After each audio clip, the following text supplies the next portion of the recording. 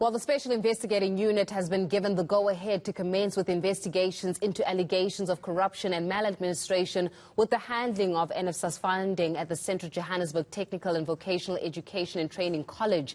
This comes after Higher Education Minister Blade Nzimande's revelation of a report containing incriminating evidence which may prove that there are those who have benefited unduly from the misuse of funds aimed at helping students. So the SIU spokesperson, Kanza Khanyago, joins us now to tell us more. Dr. Khanyago, always be a pleasure speaking to you. Let's talk a little bit about these investigations that you have been tasked with. What will you be focusing on?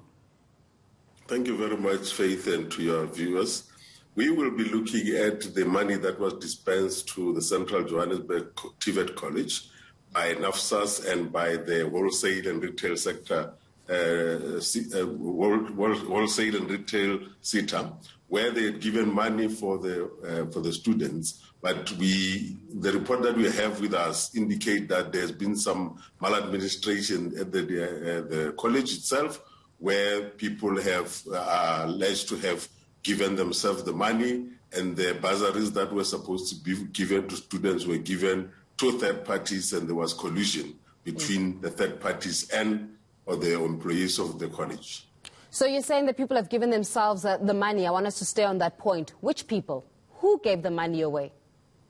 The allegation is that the disbursement that was done by the employees of the college, together with third parties that colluded with them, were able to take the money and use it for other purposes other than what they were intended to. But also we have found that they did not follow the legislation that was there, because all these monies and how they are being used are done in terms of the legislations that are applicable, in terms of the National Treasury and the Provincial Treasury, and the manuals that are applicable for them to do what they are supposed to do.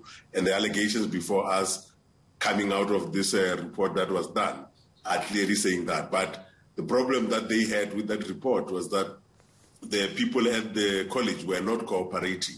That is why it was important for the minister to refer this matter to us, so that we can then have a proclamation, which is Proclamation R13 of 2021. And when we have that proclamation, we have got the powers to subpoena people to make sure that they are forced to give us documents, and they are forced to come and give evidence before us. Yeah. So you're waiting for the proclamation, but are investigations going ahead? Have you formally started with your investigation? We are not waiting for the proclamation. The proclamation was signed by the president this week. Yeah. And now we have got the proclamation. We are now ready to start with the investigation. Okay, so you have not exactly started with the investigation, or have you started and you've even uncovered certain findings during your initial investigation? No, we haven't started. We are starting now, but there was an investigation that was done by the college itself, and it was then given to the minister. We have that document and the allegations that are there. But those allegations need to be tested, because they are allegations that were, or findings that were done by the people who are doing this report. We know them, and now, because we have got our full powers, we will then go and say we already know where to go and what we are looking for, because it is already in the document that we have with us. Well, you're saying that, you know, the initial report in itself is actually fingering employees when it comes to money. Well, let's call it what it is, money being stolen. So in that case, are you aware that the employees are still employed by the college, or have they been suspended? Because it doesn't help that the investigation is happening, but the people that have been implicated are still at work. What we have found in this report is that the people were not cooperating, those that are there and those that are not there, because as I have said earlier on, it's not only people in the college itself, but there are also third parties or service providers that were complicit or were colluding with them. Therefore, it will be people that are outside and people that are inside. But those people were not cooperating with the people who were doing the investigation. And that is why it is important for it to come to us, because we have got, as a law enforcement agency, we have got powers that we can unleash on them to make sure that they are forced. If they do not cooperate and we subpoena them and they don't come, it becomes a criminal offense. Yeah. And of course, speaking about these powers, I would imagine that the powers also include you even instructing those individuals who have been alleged to have stolen money to perhaps give it back. No, that is the intention. One of the biggest achievement that we have so far is to make sure that where we find that money has been used in a wrong way, or people have given themselves the money in this allegations in this particular case, we take it to the end where we end up recovering the money.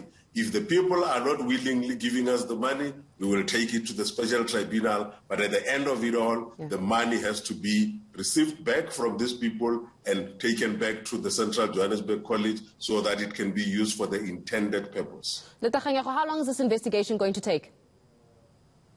At the moment, we cannot give you an indication, but obviously now that there is a proclamation and already we know what we are looking for, we're hoping that this will take a very short space of time, because we already know what those allegations are, who are the people who are fingered. All that we need to do is to give them the opportunity to explain themselves, and then we will make it as soon as possible, because it is very important, especially because it deals with something that is at the heart of the complaints that we see day to day about students complaining about not getting NSFAS money, when in some instances the money is there, it's just not used properly.